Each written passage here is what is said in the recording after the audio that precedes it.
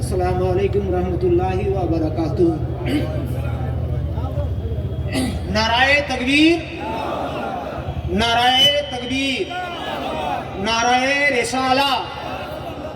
আচ্ছা, এই কথার মাধ্যমে কাউকে যদি খারাপ লাগে, আমার হিন্দু ভাই থাকলেও উনিও শুনবেন নিশ্চিত, যে আল্লাহু আকবার এই ভাষাটা আমরা বললাম, এর মধ্যে কোনো খারাপ কাউকে বলা হলো নাকি? গাল দেওয়া হলো নাকি? দেওয়া হলো? নিশ্চয়ই না। আল্লাহু আকবার, নারায়ে তাকবীর, আল্লাহু আকবার, নারায়ে রিসালা, ইয়া রাসূলুল্লাহ। হুজুরে করিম সাল্লাল্লাহু আলাইহি ওয়াসাল্লামের তারিফ করা হলো এবং ওনার রিসালাতের উপরে আমাদের আকীদা এবং বিশ্বাসের কথা বলা হলো। এতে কোনো ধর্মে বিধর্মী ভাইদেরকে খারাপ লাগার কোনো কথা বলা হয়নি। এইটাই শেষ কথা। মুসলিম আমরা, আমাদের তাকবীর হচ্ছে নারায়ে তাকবীর, আল্লাহু আকবার, নারায়ে রিসালা, ইয়া রাসূলুল্লাহ। এই দুটি কথার মাধ্যমে আমাদের শরীয়ত, আমাদের কালমা, আমাদের রোজা, আমাদের নামাজ, আমাদের হজ, যাকাত সমূহ বাধা আছে। সেই মর্মে আমাদের ওয়াকফ সম্পত্তিও মানা আছে। সেই সম্পর্কে আমি উপস্থিত সমূহ মুসলিম অমুসলিম সমূহ ব্যক্তির কাছে অনুরোধ রাখব। আমাদের কেন্দ্রীয় জনবিরোধী, সাধারণভাবে জনবিরোধী, শুধু মুসলিম নয়, শুধুমাত্র হিন্দু নয়, খ্রিস্টান নয়, সকলেরই উনি জনবিরোধী। একটু শান্তি বজায় রাখুন, কোন রকম ঝামেলা জড়াবেন না। এই কারণেই জনবিরোধী অনুরোধ করছি, সমস্ত ভাইদেরকে অনুরোধ করছি, আপনারা জড়াবেন না, চলে আসুন, সামনে দিকে চলে আসুন। আছি কোথায়, রাস্তায় বসে আছি, কোথায় আমরা আন্দোলনের সাথে যুক্ত আছি। এই কারণেই যুক্ত আছি, তারা হচ্ছে ইংরেজ যেভাবে ভারতবর্ষের মানুষকে বিচ্ছিন্নভাবে বিভিন্ন ধর্মে, বিভিন্ন বর্ণে, বিভিন্ন সম্প্রদায়ের মধ্যে বিভক্ত করেছিল, ঠিক সেই কৌশলে এই সরকার হচ্ছে জনসাধারণকে আরেক জনসাধারণের আরেক সম্প্রদায়। এরপরে আমাদের বক্তা থাকবেন দীপক ব্যাপারী, যিনি কলকাতা থেকে আসছেন। আপনাদের সবাইকে অনুরোধ করছি, আপনারা চলে আসুন। ইংরেজরা যেভাবে বিচ্ছিন্ন করেছিল, সেইভাবে এই বিজেপি কেন্দ্রীয় সরকারটা জনসাধারণকে বিচ্ছিন্ন করে প্রথম থেকেই ওরা বিচ্ছিন্নের একটা রূপরেখা তৈরি করে নিয়েছিল এবং সেই রূপরেখার মাধ্যম দিয়ে সে আজকে ভারতবর্ষ শাসন ব্যবস্থার মাধ্যমে চলে আসছে। প্রথম আমরা দেখেছি নোটবন্দি থেকে পাবলিককে রাস্তায় দাঁড় করিয়ে দিয়েছে, পরবর্তী সময় কিষানের বিরুদ্ধে দাঁড় করিয়ে দিয়েছি, পরবর্তী সময় মুসলিমদেরকে রাস্তায় দাঁড় করিয়ে দিয়েছি। আমি সংক্ষিপ্তই বলবো, একটা কথাই খেয়াল রাখতে হবে, আমাদের সঙ্গে কোনো জাতি ভেদাভেদ, কোনো মাসলাক ভেদাভেদ, কোনোভাবে আমাদের কোনো ভাইয়ের সঙ্গে কোনো ভেদাভেদ নেই। আমাদের কালমা হচ্ছে লা ইলাহা ইল্লাল্লাহু মুহাম্মাদুর রাসূলুল্লাহ। আমাদের নবী হচ্ছেন হযরত মুহাম্মদ সাল্লাল্লাহু আলাইহি সাল্লাম। আল্লাহু আকবার আমাদের মূল বাণী।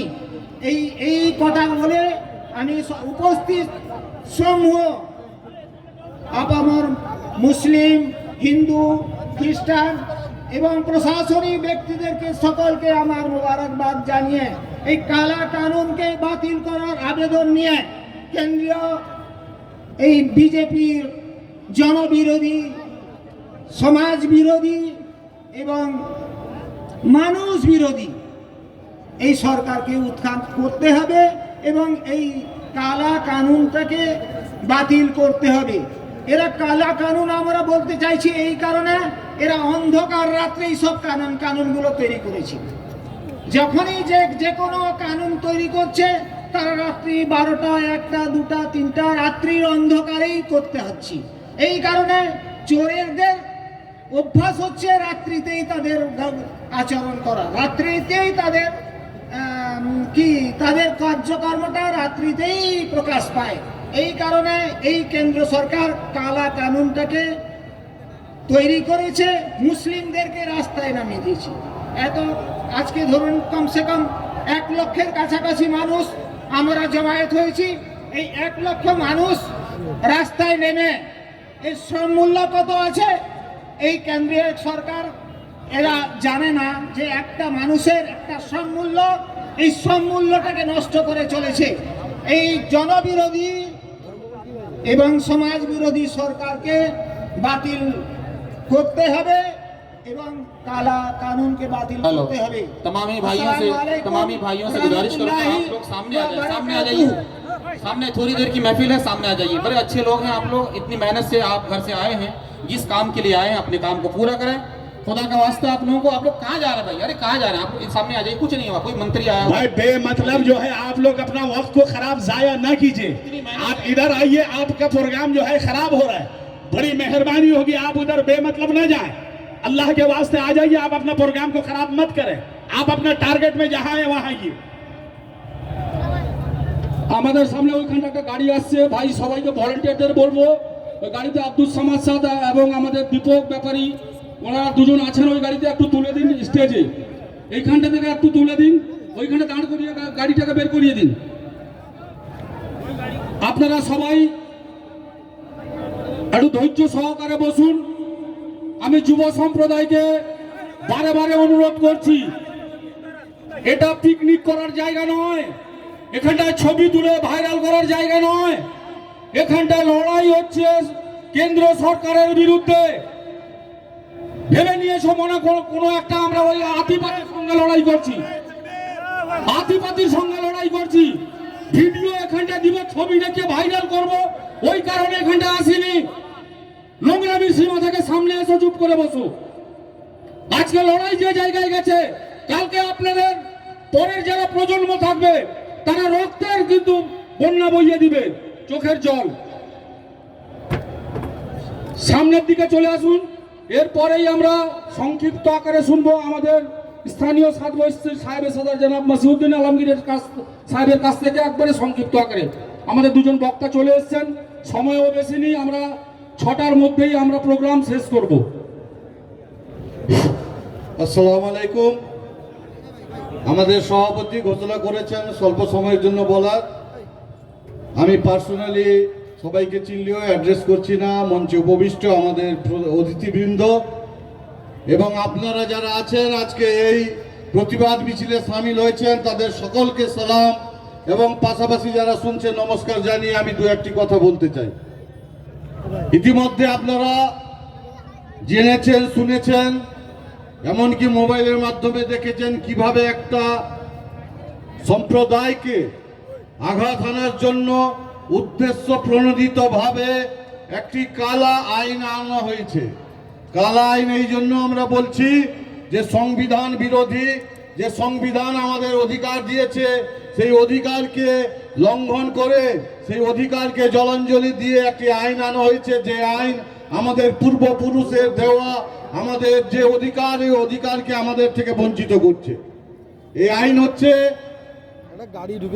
ওয়াকফ অ্যামেন্ডমেন্ট বিল, যেটা 24-এ প্রস্তাব হয়েছিল, 2025-এ আইন হিসাবে গৃহীত হয়েছে। এই বিল সংবিধান বিরোধী। সংবিধান আমাদের অধিকার দিয়েছে যে আমাদের যে ধর্মীয় সম্পত্তি, আমাদের ধর্মাচরণের যে অধিকার, সেই অধিকারকে সুষ্ঠুভাবে পালন করার অধিকার দিয়েছে। এই আইন দ্বারা সেই অধিকার থেকে আমাদের বঞ্চিত করা হয়েছে। কারা বঞ্চিত করছে? যারা সংবিধানের নামে শপথ নিয়েছে, যারা সংবিধানের নামে শপথ নিয়ে সংবিধানকে কলুষিত করে, সংবিধানের অপমান করে, অমর্যাদা করে, আমরা মনে করি তারাই দেশদ্রোহী, তারাই দেশের প্রধান শত্রু। তারা মুখোশ পরে তারা দেশের বিরোধিতা করছে, শত্রুতা করছে। যে ভারতবর্ষের ঐতিহ্য, ভারতবর্ষের সম্প্রীতির ঐতিহ্য, যে ভারতবর্ষে হিন্দু মুসলিমের লড়াইয়ের ঐতিহাসিক এক ইতিহাস আছে, সেই ইতিহাসকে কলুষিত করতে চাচ্ছে। আপনারা বারে বারে লক্ষ্য করে দেখেছেন একটা সম্প্রদায়, বিশেষ করে মুসলিম সম্প্রদায়ের উপরে আঘাত আনা হচ্ছে। তারা ভারতবর্ষের ভালো চায় না, তারা সাম্প্রদায়িক দাঙ্গা বাঁধিয়ে হিন্দু মুসলিমদের মধ্যে বিভেদ তৈরি করে তারা তাদের ক্ষমতাকে কুক্ষিগত করতে চায়। আমরা হুঁশিয়ারি দিতে চাই, যারা সংবিধানের নামে শপথ করে মুসলিমদের এই আইনের মাধ্যমে মুসলিমকে তার অধিকার থেকে বঞ্চিত করতে চাইছে, তাদেরকে এই মঞ্চ থেকে হুঁশিয়ারি দিচ্ছি যে তারা হুঁশিয়ার হয়ে যান। আমরা মুসলমানরা পথে নেমেছি, আমরা কিন্তু পিছে হটবার নই। জান থাকতে আমাদের 1 ইঞ্চিও জমি কাউকে দিব না। যদি শুধু এখানকার আন্দোলন নয়, যদি আমাদের দিল্লি পর্যন্ত যেতে হয় তো যাব, কারণ আমরা জানি আন্দোলনই শেষ কথা। কবরস্থান দিব না, দরকার হলে এই দিল্লিতে আমাদের কবর হবে। আমরা যে আন্দোলন করব সেখানে আমাদের কবর শহীদ হতে প্রস্তুত আছি। ডিএমকে বসাচ্ছেন আমাদের সম্পত্তি, আমাদের ধর্মীয়, আমাদের ইসলামিক সম্পত্তি, রাহিলিল্লাহ সম্পত্তি দেখভাল করার জন্য। কোন জেলা শাসক, যে জেলা শাসক, যিনি কি কলমা পড়বেন, তিনি কি কবর জিয়ারত করবেন, তিনি কি মসজিদে নামাজ পড়বেন, অথচ তাকে দায়িত্ব দেওয়া হচ্ছে আমাদের রাহিলিল্লাহ, আমাদের ধর্মীয় সম্পত্তির অধিকার তাকে দেওয়া হচ্ছে। কি উদ্দেশ্যে দেওয়া হচ্ছে? আপনারা দেখবেন যে শিখদের আইন আছে, 1925 সালে শিখদের একটা অ্যাক্ট আছে, ওতে শিখদের জন্য তার ধর্মস্থান সুরক্ষিত করা হয়েছে। Hindu religious and enrolment act বলে একটা আইন আছে তাদের, হিন্দুদের তিরুপতি মন্দিরেও সেই রকম আইন আছে, দেবোত্তর সম্পত্তির আইন। খ্রিস্টানদের আছে আইন, বৌদ্ধদের জন্য 1949 সালে আইন করে তাদের ধর্মীয় যে সম্পত্তি তাকে সংরক্ষিত করেছে, তাদের মাধ্যমে কমিটি গঠন করে পরিচালিত হয়। আপনারা তো সেদিকে বলছেন না। আমরা দেবোত্তর সম্পত্তির বিরোধী নই, আমরা বলছি না মন্দিরের সম্পত্তি মন্দিরে থাকবে না, আমরা বলছি মন্দিরের সম্পত্তি মন্দিরে থাকবে। মুসলমানদের সম্পত্তিও মুসলমানদের থাকবে, কারু ক্ষমতা নেই বুকের পাটানে 1 ইঞ্চি দখল করে নিবে। এই শপথ নেওয়ার দিন আজকে। আপনারা সমবেত হয়েছে শুধু মিছিলে হাঁটার জন্য নয়। আমার কম দরদি ভাইরা, আমি আবেদন রাখতে চাই আপনাদের কাছে, আজকে শপথ কসম নেওয়ার দিন। আল্লাহর কসম যে জীবনে আর যদি কোনোদিন ভালো কাজ করার সুযোগ আছে তো আপনার কবরস্থান, আপনার ঈদগাহ, আপনার দরগাহ দখল করার জন্য যারা আসবে তাদেরকে বিরুদ্ধে রুখে দাঁড়ান। আপনারা সেই শপথ নিয়ে আজকে যান। আমরা চাই যারা এই আইন এনেছেন তাদেরকে বলছি যে প্রত্যাহার করে নিন। আমাদের এখানকারও কিছু লোক, কিছু ব্যক্তি আমাদের দ্বারা লালিত পালিত হয়ে বহুত কথা বলছেন। আমরা এই মঞ্চ থেকে বলছি যে আমাদের দাবি প্রত্যাহার করে নিন আইন। কারণ আমার দেশ ভারতবর্ষ, আমরা হিন্দু মুসলিম মিলেমিশে থাকতে চাই, আমাদের মধ্যে বিভাজন করবেন না। এই বিভাজন করতে গেলে আমরা কিন্তু রুখে দাঁড়াবো। আমরা সাম্প্রদায়িক সম্প্রীতিও বজায় রাখবো, আর আমাদের অধিকার থেকে আমরা 1 ইঞ্চিও জমি ছাড়বো না। মোদি যা করছেন সেটা সংবিধান বিরোধী বলে আমরা মনে করি। সরাসরি আমাদের ধর্মীয় সিদ্ধান্তে হস্তক্ষেপ। আমরা এই মঞ্চ থেকে, সময় কম, আমি বেশি বলবো না, সব সম্প্রদায়ের, সব ধর্মে তাদের দেবোত্তর সম্পত্তি, গুরু নানকের গুরুদ্বারার সম্পত্তি, আপনার বৌদ্ধদের সম্পত্তি রক্ষার যে অধিকার দিয়েছে, মুসলিমদের ওয়াকাফ আইনে সেই অধিকার আছে। সেই অধিকারকে, ট্রাইব্যুনালের যে আমাদের অধিকার ছিল সেই অধিকারকে খর্ব করা হয়েছে। কোনো মসজিদ, কোনো মাদ্রাসাকে ডিএম ঠিক করবে সেটা ওয়াকাফ হবে কিনা, কে সেখানে অধিকার নিবে, কে নামাজ পড়বে, কে কোথায় কবর দিবে তা ঠিক করবে ডিএম। তাদের আবার বলেছে অমুসলিম 2 জনকে কমিটির সদস্য করতে হবে। আপনারা ইতিমধ্যে জেনেছেন এটা একটা সুপ্ত পরিকল্পনা নিয়ে ভারতবর্ষে মুসলিমদের বিরুদ্ধে ষড়যন্ত্র করা হচ্ছে, আর এই ষড়যন্ত্র আমরা হতে দিব না। তাই আপনাদের কাছে আজকে আবেদন, আগামী দিনে এই লড়াইয়ের ময়দানে যদি রক্ত ঝরে, আমাদের বুকের রক্ত দিয়ে আমার ওয়াকাফের সম্পত্তি রক্ষা করব তো? কালকে যদি বুকের রক্ত দিয়ে আমরা রক্ত দিতে রাজি আছি আমার দেশের জন্য, আমার ওয়াকাফ সম্পত্তি রক্ষা করার জন্য। আবার রাস্তায় দেখা হবে, আমরা সবাই মিলিতভাবে যতদিন না এই ওয়াকাফ আইন প্রত্যাহার করা হচ্ছে, যতদিন না এই ওয়াকাফ আইনের যারা আছে এই লাগু করা প্রত্যাহার করা না হচ্ছে, ততদিন আমরা এই আন্দোলন চালিয়ে যাব।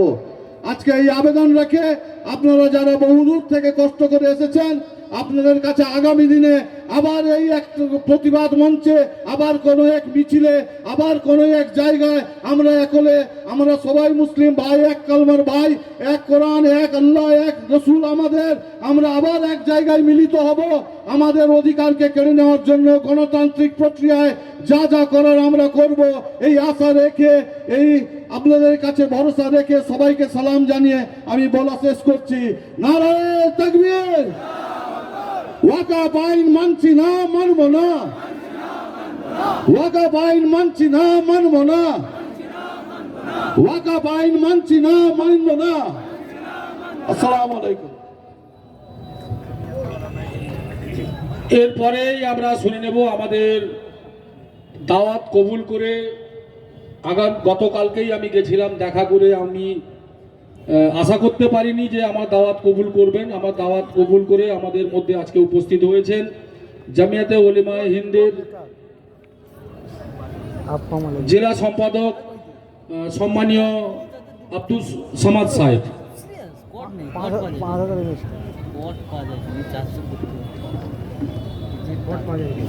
সম্মানীয় সভাপতি, মঞ্চ উপবিষ্ট আমাদের মুসলিম সহ বিভিন্ন সম্প্রদায়ের গুণীজন উপস্থিত হয়েছেন। আমার মাইকের আওয়াজ যতদূর পর্যন্ত যাচ্ছে, প্রত্যেকের সেখানে বিভিন্ন সম্প্রদায়ের মানুষ এই আওয়াজ শুনছেন। তাদের প্রত্যেককে আমি সালাম ও শ্রদ্ধা ও শুভেচ্ছা জানিয়ে আজকের এই একত্রিত হওয়ার সুযোগ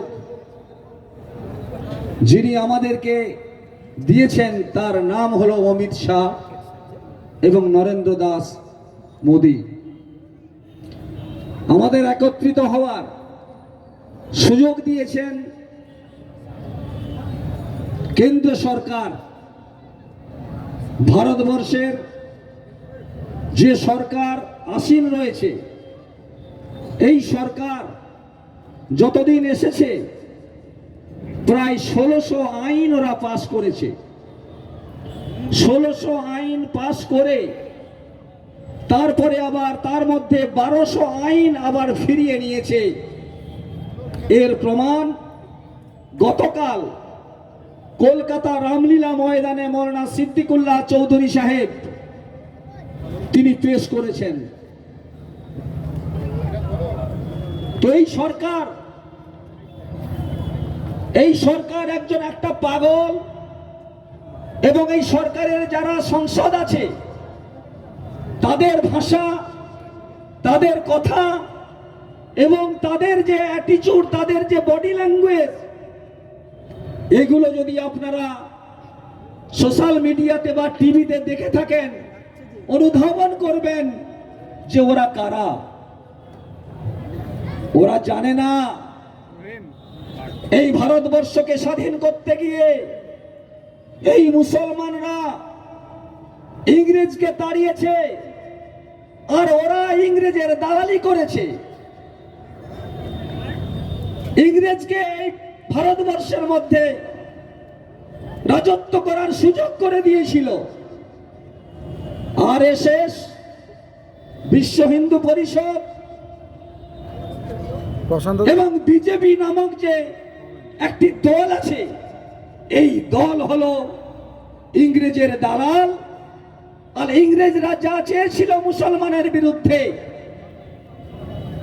তার থেকেও বেশি আজকের মুসলমানের উপরে আইন লাগু করে মুসলমানকে আজ একত্রিত করেছে। এখানে যারা আমরা উপস্থিত আছি, এখানে বেরেলিরা আছেন, দেওবন্দিরা আছেন, ফুরফুরারা আছেন, মুসলমানদের বিভিন্ন যে সমস্ত আমরা মাসলাক নিয়ে চলি, আমরা প্রত্যেকেই এখানে উপস্থিত আছি। এই সুযোগটা দিয়েছে অমিত শাহ এবং নরেন্দ্র মোদী। এর জন্য নরেন্দ্র মোদীকে এবং অমিত শাহকে আমরা সাধুবাদ জানাই। কারণ জেনে রাখবেন, আজকের আমাদের হাঁড়ি আলাদা হতে পারে, আজকের আমাদের আমরা ভাই ভাই আমাদের হাঁড়ি আলাদা হতে পারে, কিন্তু অমিত শাহ এবং বিজেপি সরকার জেনে রেখে দাও, লাঠি আমাদের এক। অতএব আমাদেরকে যদি আঘাত করো, আমরা সেখানে বেরিলি দেখবো না, দেওবন্দি দেখবো না, ফুরফুরা দেখবো না, একত্রিত হয়ে তোমার বিরুদ্ধে, সরকারের বিরুদ্ধে আমরা গর্জে উঠবো। এই কালা কানুনকে, কালা আইনকে প্রত্যাখ্যান করার জন্য আমরা বুকের রক্ত দেব, তাজা রক্ত দেব। আমরা মাথায় কাফন বেঁধে মাঠে নেমেছি, আমরা মাঠে নেমেছি মাথায় কাফন বেঁধে। কারি রহমত আলী নাদভী সাহেব, যিনি আমাদের জমিয়তে উলামায়ে হিন্দের জেলার সহসভাপতি, তার বক্তব্য আপনারা শুনেছেন। উনি কিভাবে বক্তব্য রাখেন সেটা আমি তো ভালো করে জানি। অতএব আপনাদেরকে বলি, এখানে কোনো মসলক দেখবো না, এখানে কোনো আমাদের মধ্যে ভেদাভেদ দেখবো না। শুধু মুসলমান নয়, হিন্দু ভাইদেরকে, যারা হিন্দু ভাই আছেন, যারা শিখ আছেন, যারা খ্রিস্টান আছেন, যারা ঈসাই আছেন, প্রত্যেকেই আমরা ওদের সঙ্গে যোগাযোগ করে ওদেরকেও সঙ্গে নেব। হিন্দুদের মধ্যেও ভালো লোক আছে, ওই রকম হিন্দু এখানকার একটা জালি হিন্দু, সে নাকি পশ্চিম বাংলার হিন্দুদের নাকি সে নাকি ঠিকা নিয়েছে বলে আমি হিন্দুকে বাঁচানোর জন্য, মন্দিরকে বাঁচানোর জন্য আমি বিজেপিতে এসেছি। লজ্জা লাগে না? লজ্জা লাগে না? নন্দীগ্রামের মুসলমানরা যদি না থাকতো, তুমি শুভেন্দু অধিকারী হতে পারতে না। আব্দুস সামাদ যদি না থাকতো, তুমি আজকের মন্ত্রী হতে পারতে না, এবং তুমি আজকের শুভেন্দু অধিকারী হতে পারতে না। বন্ধুগণ, আমি বলতে চাই, ওই জালি হিন্দুকে এক ঘোড়া করে রাখার জন্য আপনারা প্রস্তুতি নেন, এবং ভালো ভালো যে সমস্ত হিন্দুরা আছে তাদেরকে একত্রিত করুন। এবং এই সনাতনী, নিশ্চয়ই সনাতনী ভালো শব্দ, এই সনাতনীর নাম করে আজকের আমাদের মধ্যে যে বিভাজন তৈরি করছে, এই বিভাজন যাতে আমাদের মধ্যে না থাকে, একে অপরের মধ্যে সৌহার্দ্যপূর্ণ পরিবেশকে রেখে যাতে আমরা চলাফেরা করতে পারি, তার জন্য আপনারা প্রত্যেকেই, যেমনি আমরা কোনো বিষয়ে মুসলমানের বাড়িতে বা মুসলমান এলাকাতে আমরা মিটিং করি, আজকের আমি বলবো আপনারা মুসলমানদের বাড়িতে করতে যাবেন না, আমার হিন্দু বা ভাইয়ের বাড়িতে গিয়ে করুন। কারণ এই ভারতবর্ষের যে সংবিধান, এই সংবিধান তৈরি যিনি করেছিলেন তিনি হলেন বি.আর. আম্বেদকর। আর বি.আর. আম্বেদকর যিনি সংবিধান তৈরি করেছিলেন, তাদের মধ্য থেকে সেখানে শিখ ছিলেন, খ্রিস্টান ছিলেন, ঈসাই ছিলেন, মুসলমান ছিলেন। মুসলমানদের মধ্যে সর্বভারতীয় জমিয়তে উলামায়ে হিন্দের ওই সময়ের সর্বভারতীয় সভাপতি মৌলানা হেফজুর রহমান সাহেব, তিনিও ছিলেন। যখন আলোচনা হচ্ছে, আলোচনার ক্ষেত্রে বিভিন্ন লোক, বিশেষ করে হিন্দু সম্প্রদায়ের ব্যক্তি, তিনি যখন যে বক্তব্য রাখছেন, সেই বক্তব্যতে দেখা যাচ্ছে যে আজকের এই ভারতবর্ষে সেই সময়ে ভেবেছিলেন এই ভারতবর্ষের মধ্যে আমাদের মধ্যে যে সৌহার্দ্য, যে ভালোবাসা, এই ভালোবাসাকে অটুট রাখতে গেলে এনার বক্তব্য মেনে নেওয়া যায় না। এ কথাটা বি.আর. আম্বেদকর চিন্তা করে তিনি মৌলানা হেফজুর রহমান সাহেবকে বললেন, আপনি কিছু বলুন। উনি 45 মিনিট ধরে বক্তব্য রেখেছিলেন। সেই 45 মিনিটের বক্তব্যের পূর্ণাঙ্গভাবে সমর্থন করে এই ভারতবর্ষের সংবিধান তৈরি হয়েছে। এই ভারতবর্ষের সংবিধানকে আমরা যেমনি ভাবে কোরআনকে বুকে জড়িয়ে রাখি, চোখের মণিকে চোখের মণিকে যেমনি আমরা রক্ষা করি, ঠিক তেমনি ভাবে ভারতবর্ষের সংবিধানকে আমরা রক্ষা করব। এই শপথ গ্রহণ আমাদের করতে হবে, এবং এই কালা কানুন যাতে বাতিল করে তার জন্য আমাদের জমিয়তে উলামায়ে হিন্দের পক্ষ থেকে গতকাল যে প্রস্তাব নিয়ে আসা হয়েছে, সেই প্রস্তাব আমি আপনাদের সর্দারজির হাতে তুলে দিয়েছি। সেই প্রস্তাব আপনারা ওনার কাছ থেকে নিয়ে নেবেন।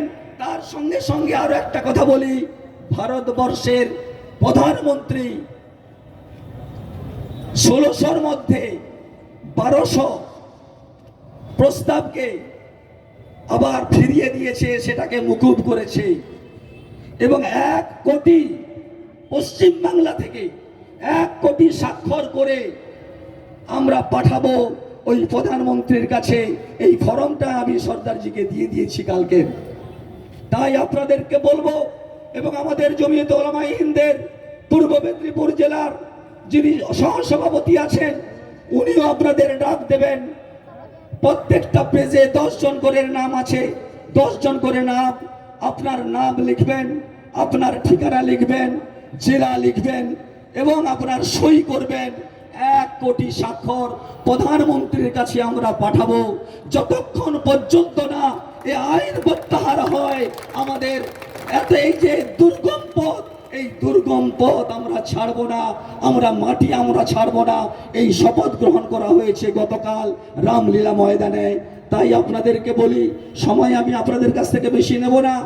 এখন দীপক ব্যাপারী মহোদয় তিনি বসে আছেন, তার বক্তব্য শুনলে বুঝতে পারবেন যে আরএসএস, বিশ্ব হিন্দু পরিষদ, বিজেপি এবং বর্তমান সরকার, তার সঙ্গে সঙ্গে এই যে জালি হিন্দু যিনি নাকি হিন্দুদের ঠিকা নিয়ে বসে আছে তার সম্পর্কে কিছু বক্তব্য রাখবেন।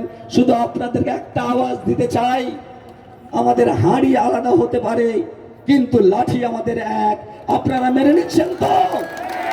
মেনে নিচ্ছেন তো? ইন্দিরা গান্ধীকে বলেছিল হযরত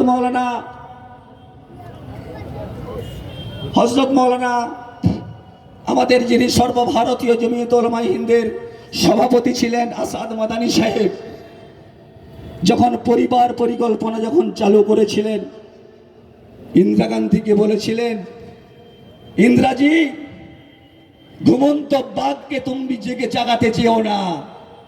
ইন্দিরা গান্ধী বুঝেছিলেন। কখন বুঝলেন? যখন উনি ভোটে হেরে গেলেন তখন উনি বুঝলেন। তাই আজকের আমি বলতে চাই, নরেন্দ্র মোদী, অমিত শাহ, বিজেপি সরকার